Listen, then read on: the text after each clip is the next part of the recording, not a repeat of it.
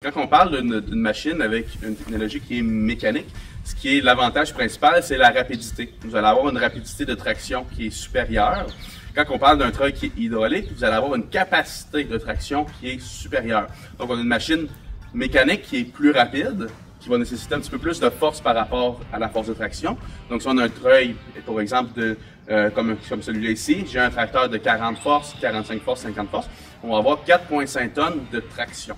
Versus un hydraulique, j'ai besoin d'avoir du galonnage pour avoir de la force. Donc, je peux avoir un tracteur d'une force variable, un 50 forces versus un 60-70 forces. Si ma pompe hydraulique est la même de 40 forces à 60 forces, dépendamment de la marque et modèle de votre tracteur, vous allez avoir la même capacité de traction. Donc, ça ne dépend plus autant de la grosseur du tracteur versus la qualité et la quantité de votre pompe hydraulique qui est capable de produire. Donc, on peut avoir une machine de... Nous, ce qu'on vend ici, c'est des 15 000 livres. 15 000 livres, je vais mettre ça sur 60 forces. Ça va me prendre, je vous dirais, là, entre 12 à 15 gallons par minute versus un 20 000 livres. J'aurai besoin de 15 à 20 gallons par minute.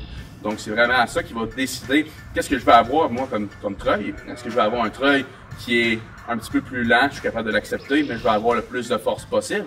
Alors là, peut-être que le choix d'un treuil hydraulique est avantageux. J'aimerais ça avoir une machine qui est rapide, qui va être ajustée avec la grosseur de mon tracteur aussi. Le treuil mécanique prend tout son sens.